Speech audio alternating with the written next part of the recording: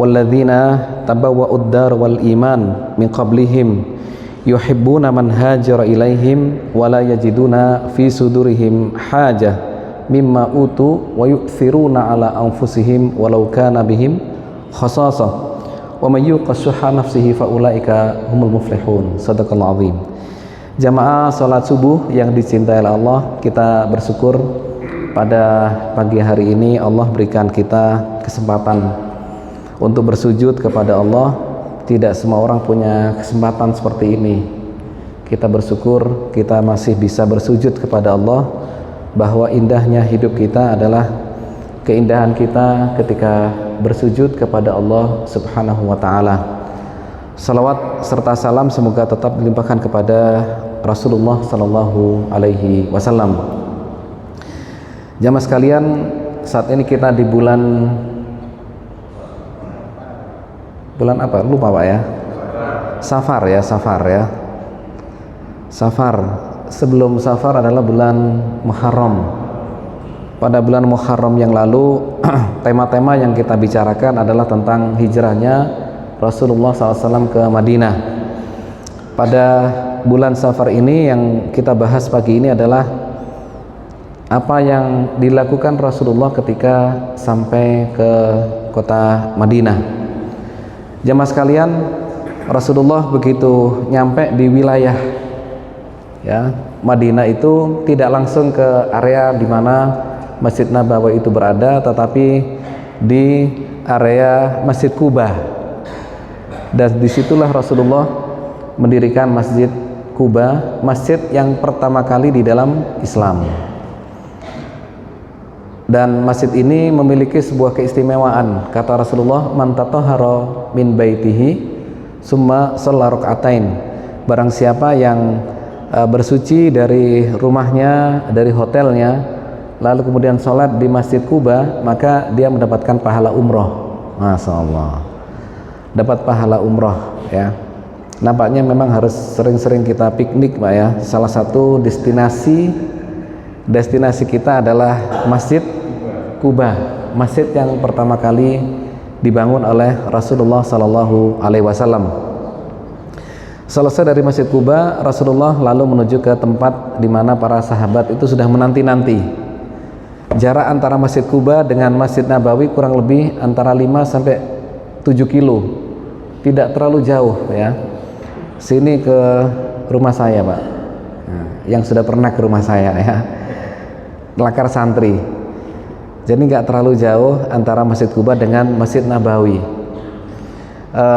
Di sana, di sekitar Masjid Nabawi itu para sahabat sudah menanti-nanti menunggu kedatangan Rasulullah.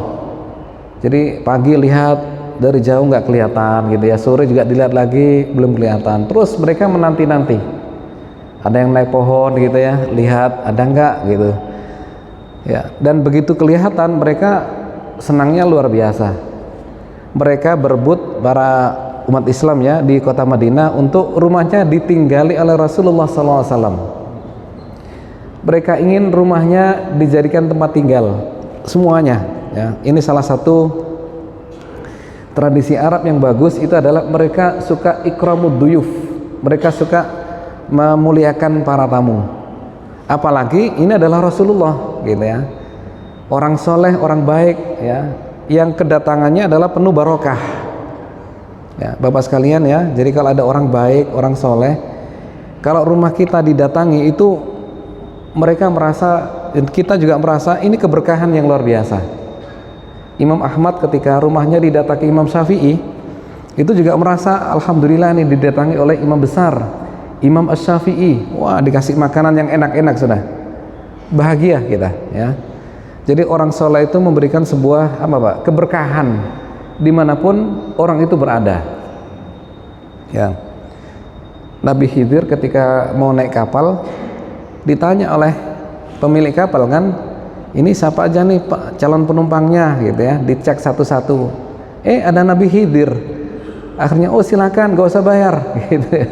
Gak usah bayar. Kenapa? Karena ingin keberkahan dari Nabi Khidir yang ketika itu sudah viral. Kalau orang ini adalah orang soleh dan memberikan banyak keberkahan kepada siapapun. Ini senangnya luar biasa. Ketika dibocori diem aja dia kan, bingung.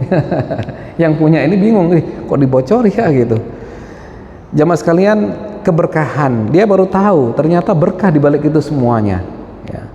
Masyaallah bin rahimakumullah, umat Islam waktu itu ya, para sahabat senang ketika didatangi oleh Rasulullah SAW. Maka mereka berebut, ya Rasul di rumah saya saja. Enggak, rumah saya aja. Wah sudah, kata Rasulullah apa ya, khallu sabilaha fa innaha ma'murah ya. Sudah, ini untanya jangan diapa-apain ya, kan mereka ingin berebut itu ya, megang untanya lalu dibawa ke rumahnya. Khallu sabilaha fa innaha ma'murah ya, sudah biarkan, jangan dipegang, ini adalah ma'murah, ini unta ini dalam apa, dalam pantauan ya, atau dalam kendali ya oleh para malaikat. Ma'murah itu diperintahkan, jadi ada yang memerintahkan, ada yang menunjukkan ya. Rasulullah melepaskan sudah ya, jadi malaikat menunjukkan unta ini akan pergi kemana. Jemaah sekalian, maka sampailah pada suatu tempat tanah, di situ milik dua anak yatim. Rasulullah bertanya, mana ini rumah yang paling dekat dengan sini? Oh di sini ya Rasul, Abu Ayyub Al-Ansari, rumahnya Abu Ayyub Al-Ansari. Maka Rasulullah kemudian, disinilah saya akan tinggal, di rumahnya Abu Ayyub Al-Ansari. Wah senangnya luar biasa. Abu Ayyub sangat bahagia karena rumahnya ditempati tinggal oleh seorang nabi. Waduh ya. Jadi kalau ada ulama terbesar di dunia gitu ya, Syekh Al-Azhar datang ke rumah Anda kira-kira senang nggak kira-kira?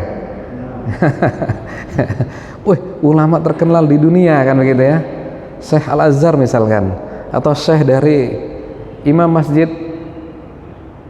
Nabawi gitu ya, Imam Masjid Masjidil Haram. Wah dah, bahagianya luar biasa ya.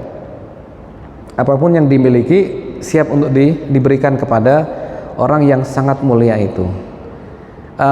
Pelajaran untuk kita semuanya adalah bahwa rumah kita ini memang kita desain, Pak. Bagaimana orang-orang soleh itu bisa datang ke rumah kita kalau perlu nginap, nah gitu. Maka rumah yang ideal itu adalah rumah yang ada kamar tamunya, nah ya, kamar tamu, tidak hanya ruang tapi adalah kamar. Siapa tahu nanti ada orang-orang soleh datang ke rumah kita. Kalau tidak orang soleh, paling keponakan kita kalau menginap, kan ada tempatnya. Jadi jangan dihabisin semua itu, habis untuk anak-anak, habis untuk barang-barang gitu Pak ya. Enggak ya, idealnya adalah ada kamar tamunya. Bu, belakang ya, nanti didesain rumah kita itu harus ada kamar tamu. Ini PR dari saya ya. Saya memberikan PR ini berdasarkan sabda Rasulullah SAW. Rasulullah pernah mengatakan, as-sa'adatu min arba', indikator bahagia itu ada 4. Nah, yang pertama adalah al-mar'atus salihah, hadisnya sahih ya. Satu adalah pasangan hidup yang soleh solehah, istri solehah ya. Bapak juga luar biasa, sholatnya selalu di masjid ya, tidak di rumah. Kalau bapak sering sholat di rumah berarti ya pakai ruku saja Pak ya.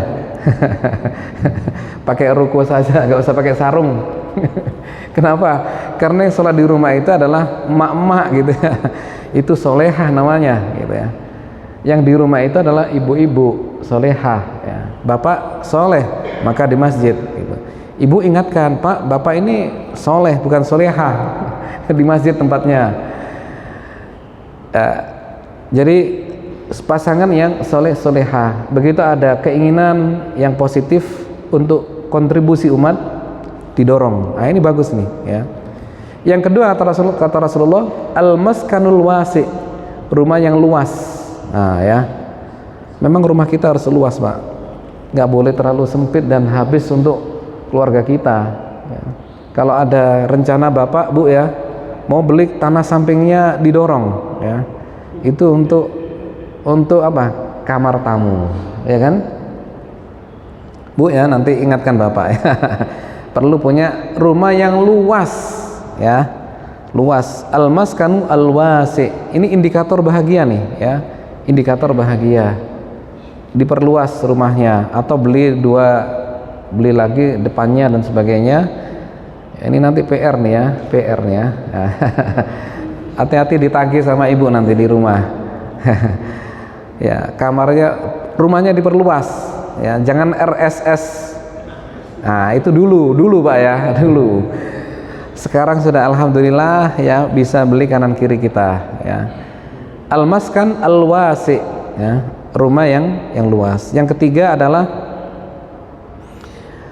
yang al-jarus soleh, yaitu tetangga yang soleh, tetangga yang baik sama kita. Itu kita bahagia, senang, nggak pernah resek ya Pak ya. Alhamdulillah, tetangga yang selalu ya perhatian sama kita. Kalau ada tetangga yang resek pada kita, itu artinya kita kurang melempar kambing guling, ya. Kita kurang banyak mengirimi sayur-sayuran, mengirimi banyak apalah pemberian ya untuk para tetangga. Ya, bukan masalah kambing gulingnya Pak ya, tetapi ketika kita memberi itu ada perhatian di sana. Jangan dikira orang yang punya dunia ketika dikasih itu tidak senang, enggak, mereka juga senang. Ya, biarpun dia seorang yang sudah konglomerat gitu ya, dikasih itu juga senang. Bukan masalah materinya jemaah sekalian, tetapi masalah perhatian. Orang ini nggak punya apa-apa atau kurang memiliki sesuatu, masih sempat-sempatnya ngasih kan gitu ya. Padahal kita tuh udah punya banyak di rumah kan begitu. Perhatian inilah yang penting Pak. Nah, makanya jemaah sekalian, kalau punya tetangga yang bermasalah sama kita, maka harus dikirimi apa?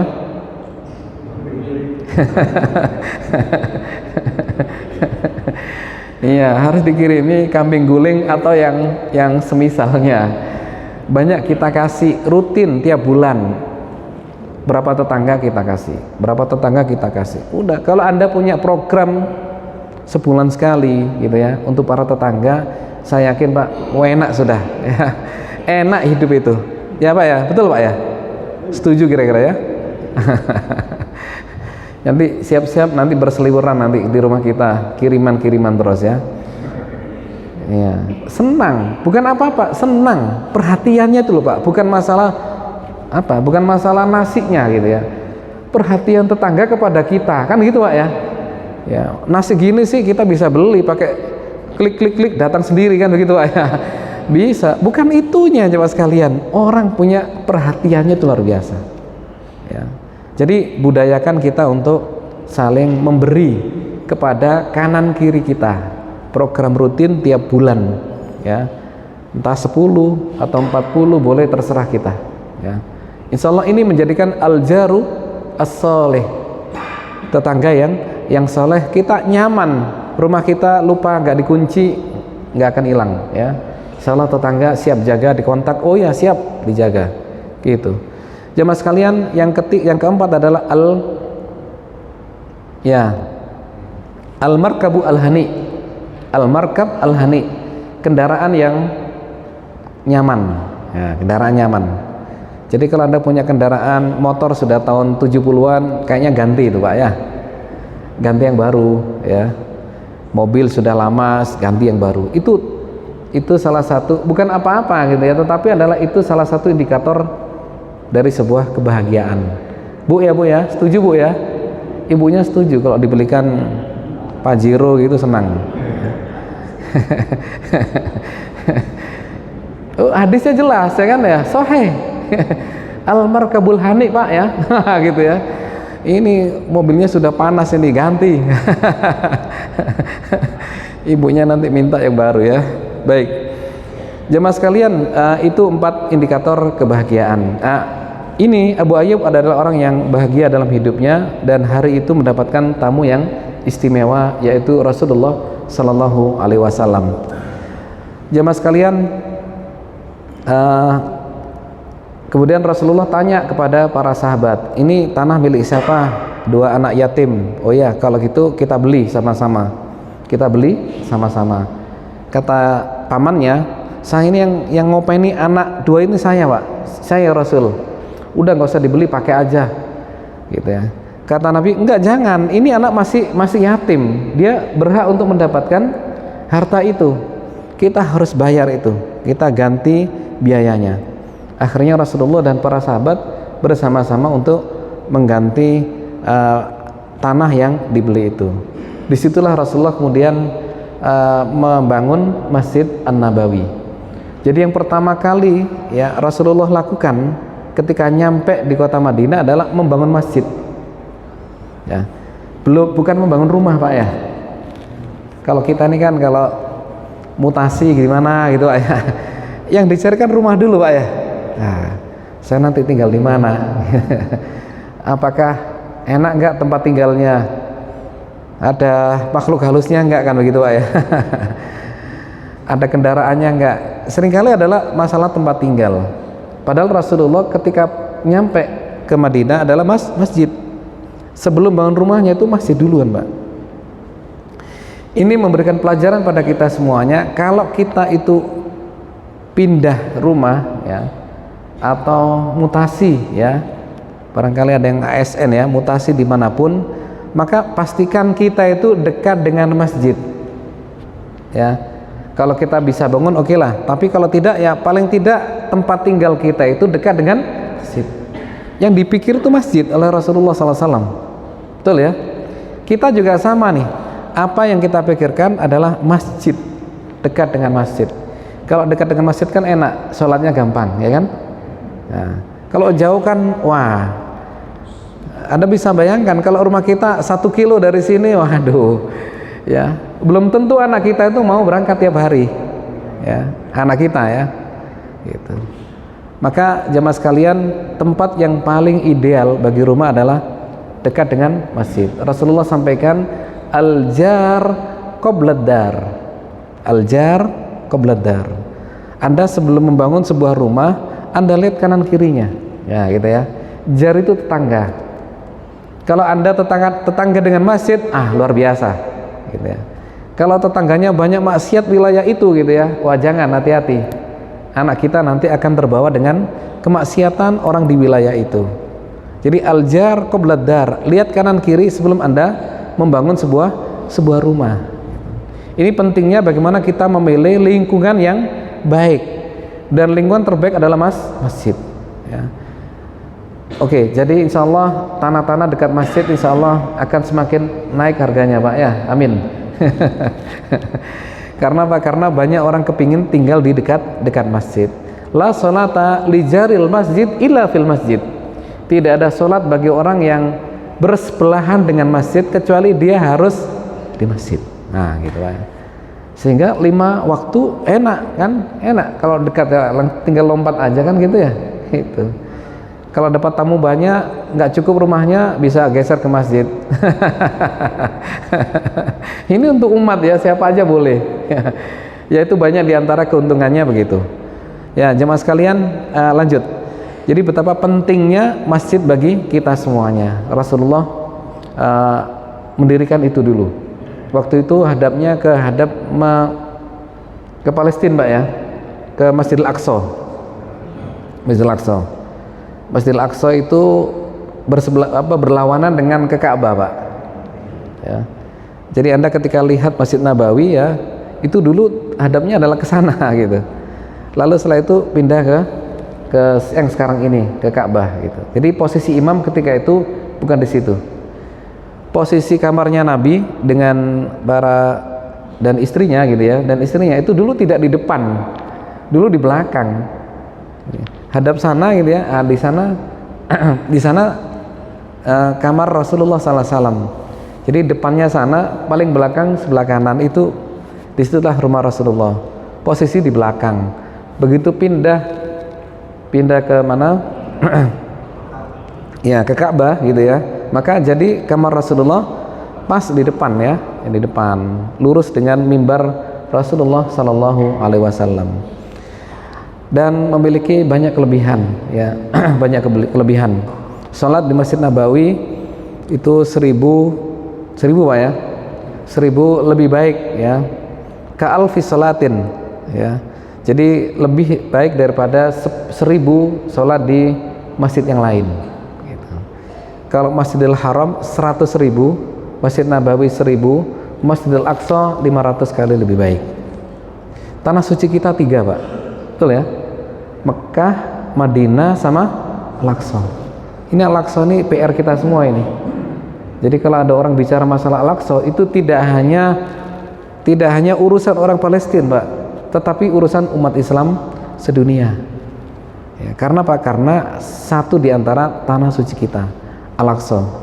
Ma'asyiral muslimin rahimakumullah, antara rumahnya Rasulullah dengan mimbar ini namanya raudhah, ya. Ya.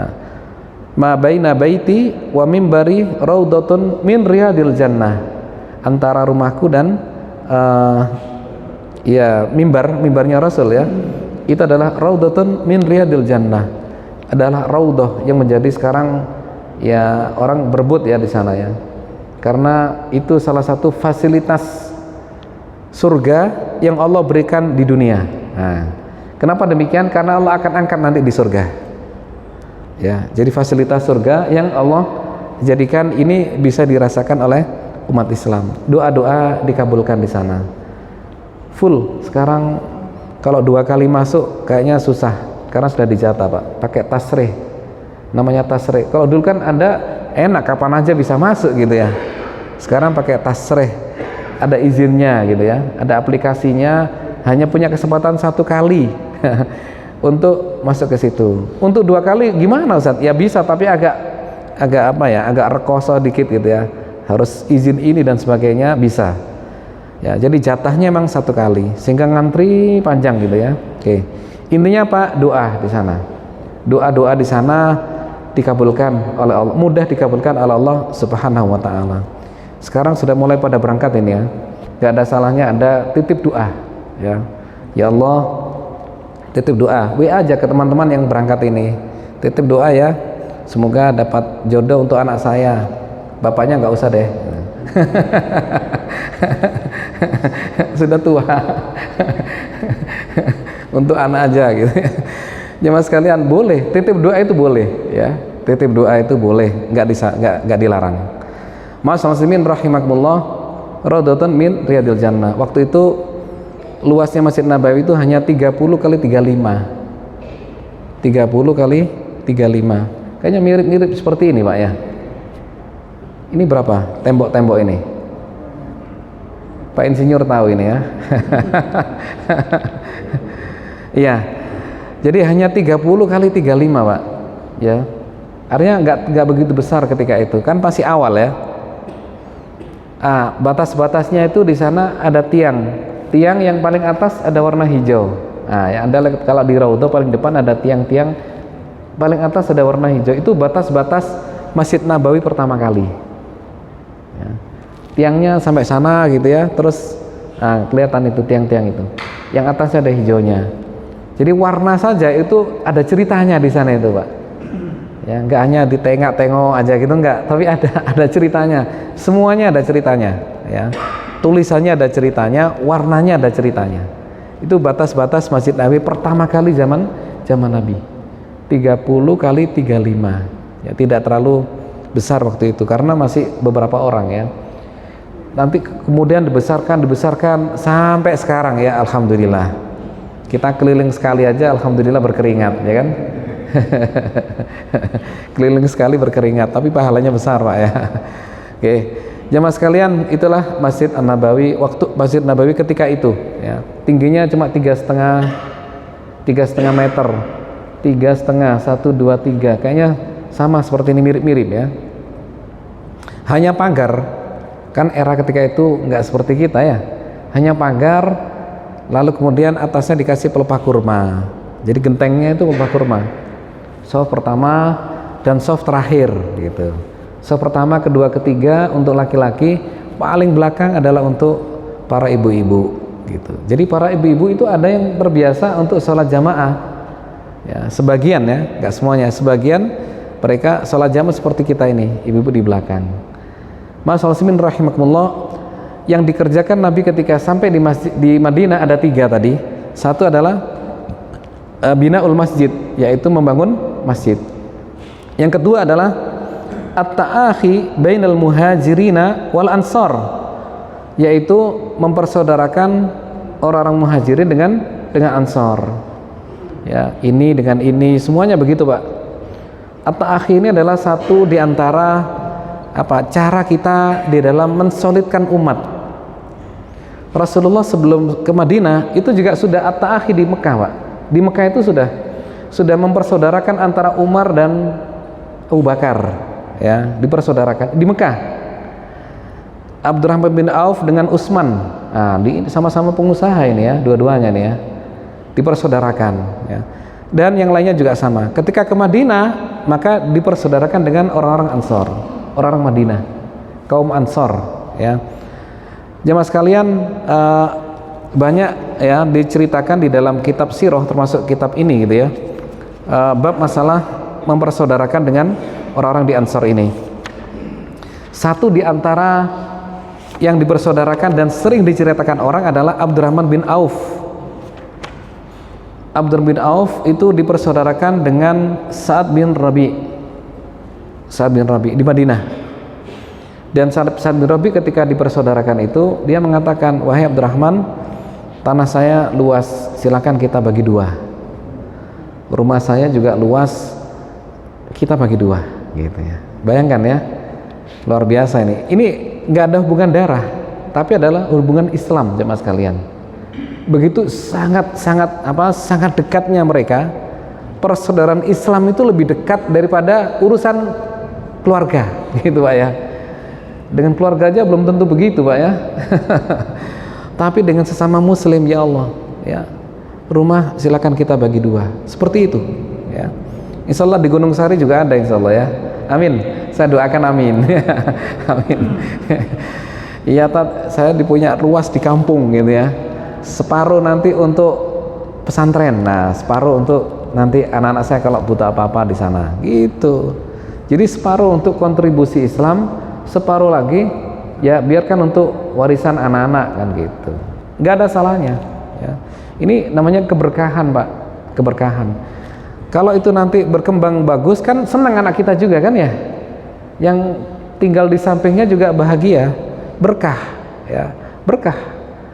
Jemaah sekalian, jadi keberkahan itu bukan apapun kita miliki, enggak, tetapi adalah apa, keberkahan itu adalah kita bagaimana memberikan ya, namanya terima kasih, setelah diterima dikasihkan, begitu Pak ya.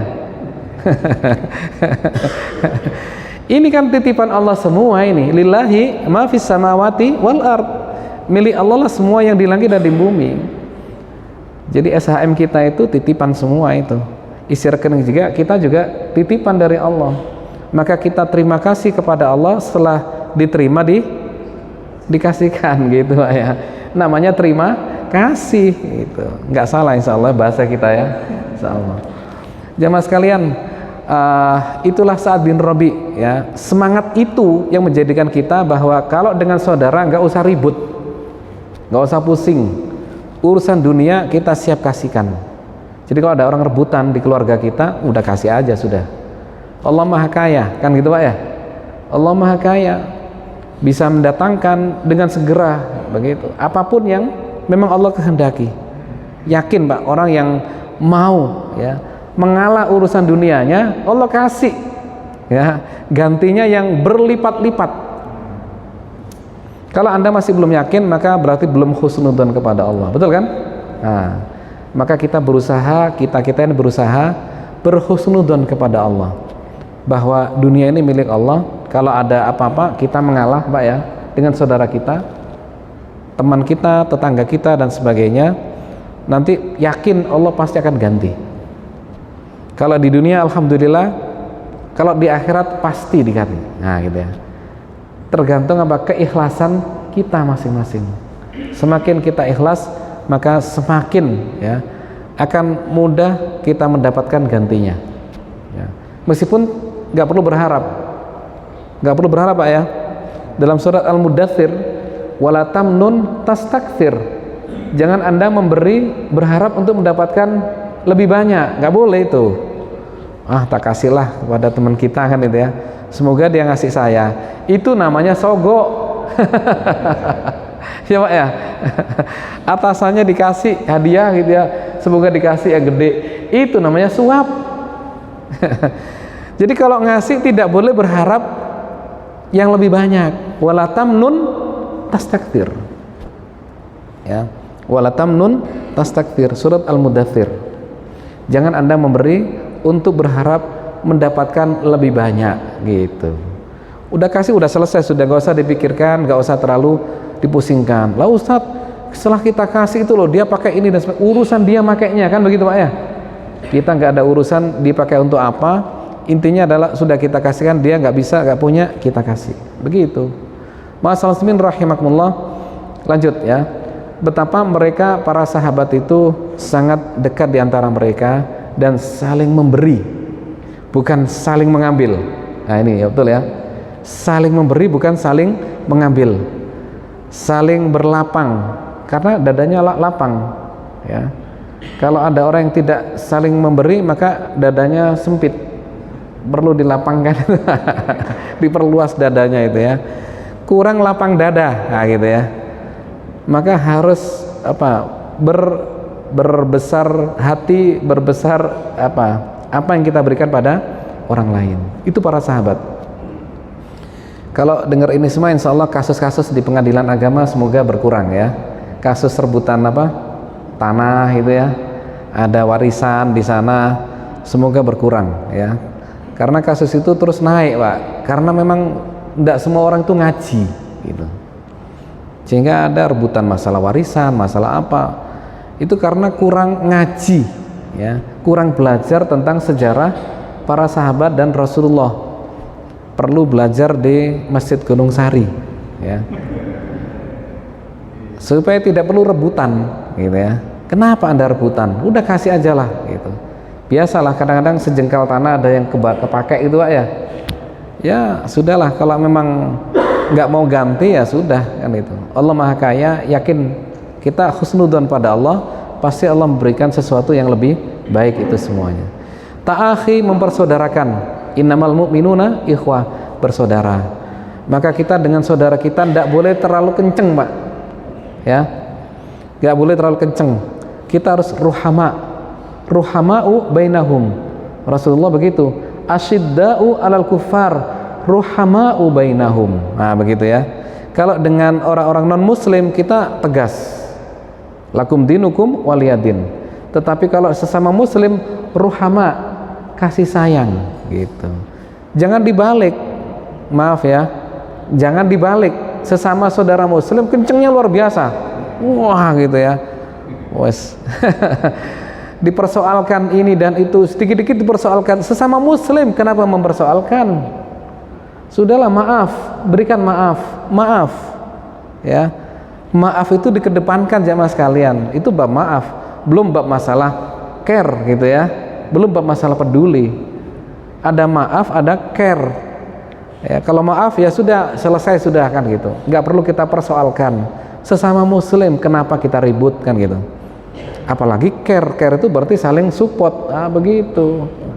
Maka jamaah sekalian, ini ya, semangat ini penting untuk kita ya, kita fahami bersama-sama bahwa kita jangan terlalu kenceng kepada sesama muslim ya. Boleh kalau urusan bisnis misalkan ya, kita disiplin bagus ya, disiplin bagus, masalah waktu, masalah perjanjian ya.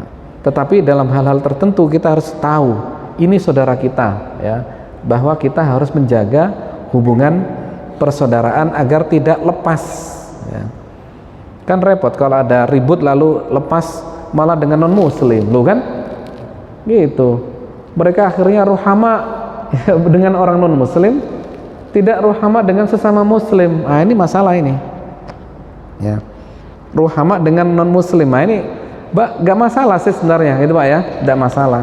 Tetapi dengan sesama muslim harus jauh lebih kuat di antara kita semuanya. Ma'asyiral muslimin rahimakumullah. Itu yang kedua. Dan yang ketiga adalah membangun sebuah komunitas. Membangun sebuah komunitas. Kalau dalam bahasanya itu bahasa orang sosial ya. Kalau bahasanya orang politik, membangun negara gitu ya. Membangun negara, orang politik ya, fakultas jurusan politik mereka bilang ini negara Ustaz. Kalau yang sosial ini adalah sebuah komunitas. Islam itu butuh sebuah komunitas dan harus kuat. Kalau komunitasnya tidak kuat, lemah, maka banyak hal yang hilang punya kita ini. Saudara kita di India kemarin Pak ya, di India itu komunitasnya lemah sehingga ya saudara kita banyak menjadi korban di sana karena lemah ya. Jadi korban orang non muslim di India. Nah, kita di Indonesia insya Allah mudah-mudahan ya kita kuat, kita butuh sebuah payung. Jadi banyak hal dalam Islam ini tidak bisa ditegakkan kalau tidak dengan komunitas, kalau tidak dengan payung, kalau tidak dengan sebuah negara. Kisos misalkan, kisos itu tidak bisa dilaksanakan personal gitu ya. Kalau ada orang mengatakan Islam agama personal, keliru besar itu, salah besar ya, ngajinya belum selesai gitu ya. Ya, Islam masalah personal, enggak, masalah sosial, masalah kebersamaan, butuh sebuah payung, butuh sebuah komunitas. Kalau orang jurusan politik mengatakan butuh sebuah negara, Ustaz, gitu ya. Kisos nggak bisa Pak ya, ketika terbunuh itu ya jelas pembunuhnya dan ngakui, nggak bisa langsung dibunuh gitu, harus ada qadhi ya kan ya, harus dicek dulu dia ada apa, masalah apa, apakah karena dipaksa orang, kan bisa jadi dipaksa orang gitu. Kalau dipaksa dan di bawah ancaman, nggak jadi itu kisah pembunuhan nggak akan terjadi. Ya, pencurian juga sama, nggak bisa langsung dipotong tangan, nggak boleh Pak. Betul ya? Gitu. Wah dia mencuri saat korupsi, potong tangannya langsung, nggak bisa. Harus butuh orang lain, ada bukti, ada saksi, ya kan Pak ya? Ada qadhi di sana, qadhi yang akan memutuskan perkara itu.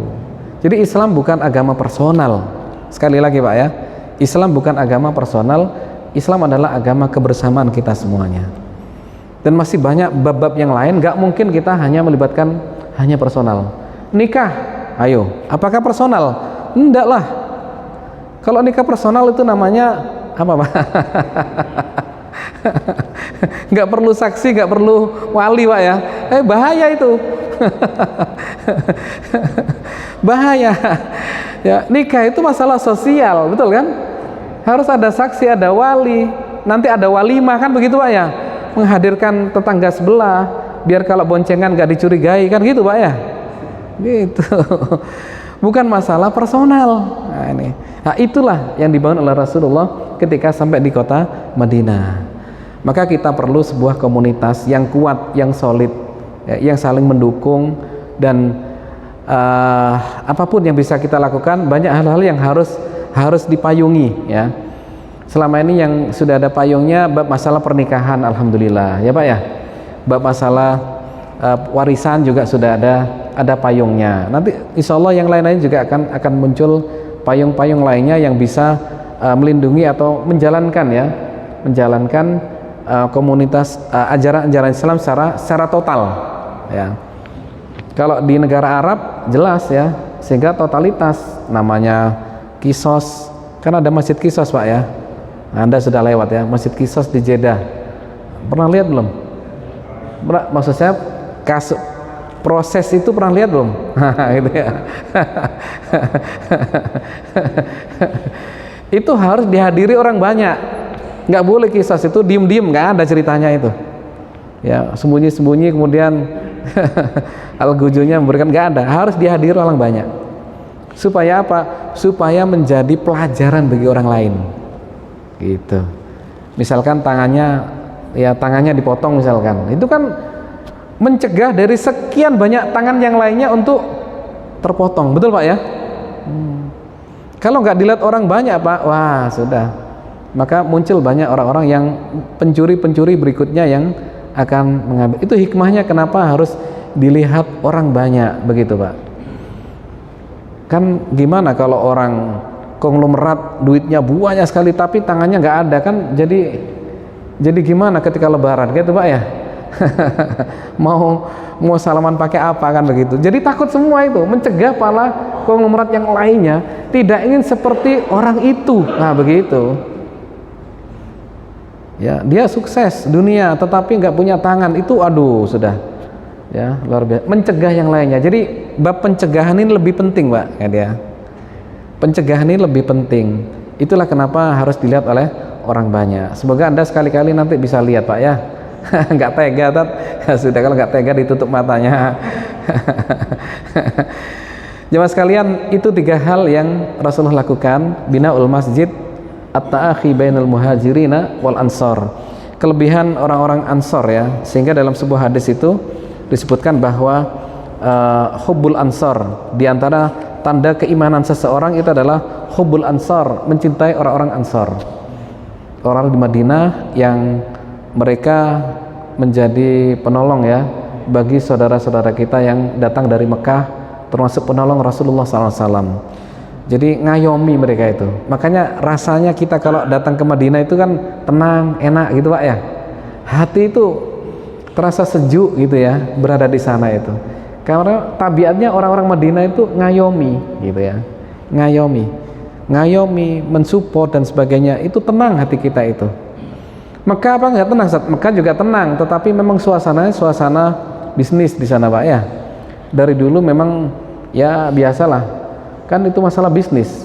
Abroha dulu juga mau menghancurkan kan masalah bisnis gitu ya, masalah gimana perputaran keuangan itu bisa pindah ke Yaman. Jadi perputarannya luar biasa di kota Mekah, beda dengan di Madinah ya. Masalah rahimakumullah, itu ya sudah belnya sudah berbunyi. Itu kajian kita pada pagi hari ini 3 hal tadi ya. 3 hal yang Rasulullah lakukan ketika sampai di kota Madinah, dan banyak pelajaran-pelajaran untuk kita semuanya. Antara lain 4 kunci bahagia. Apa tadi? Rumahnya luas, ya betul ya. Istri yang soleha. Ganti mobil. Ganti mobil katanya. Yang diingat ganti mobilnya. Nanti ibu nagih di rumah. Kendaraan Pak ya, kendaraan, tempat tinggal, istri, tetangga, ya kan ya, tetangga yang soleh, dan ganti mobil. Mohon maaf Pak, ada pertanyaan barangkali atau tambahan cerita? Kok cepat sekali waktunya, tiba-tiba sudah bel gitu. Mestinya cukup panjang Pak ini ya. Tapi ya itulah ya dunia waktu sangat pendek. Akan datang kita akan bicara untuk episode berikutnya Pak ya. Setelah Rasulullah ada di kota Madinah, apa yang belum pernah dibicarakan orang. Nah ya, saya ingin menyampaikan apa yang jarang dibicarakan orang ketika mengkaji dalam sebuah sirah nabawiyah. Kita tutup dengan doa, semoga Allah tetap memberikan istiqomah kita dalam kebaikan. A'udzubillahi minasyaitonir rajim. Bismillahirrahmanirrahim. Allahumma shalli ala Muhammadin wa ala alihi wa asajma'in. Rabbana dzalamna anfusana wa in lam taghfir lana wa tarhamna lanakunanna minal khasirin. Rabbana la tuzigh qulubana ba'da idh hadaitana wa hab lana min ladunka rahmah innaka antal wahhab. Rabbana hab lana min azwajina wa dhurriyyatina qurrata a'yun waj'alna lil muttaqina imama. Rabbana la tu'akhidna in nasina akhtana. Rabbana wa la tahmil alaina isran kama hamaltahu ala ladzina min qablina. Rabbana wa la tuhammilna ma la taqata lana bih. Wa'fu anna waghfir lana warhamna anta maulana fansurna al qaumil kafirin. Rabbana atina fid dunya hasanah wa fil akhirati hasanah wa qina adzabannar. Subhana rabbika rabbil izzati amma yasifun wa salamun salin walhamdulillahi rabbil alamin. Ihdinas siratal mustaqim. Wassalamualaikum warahmatullahi wabarakatuh.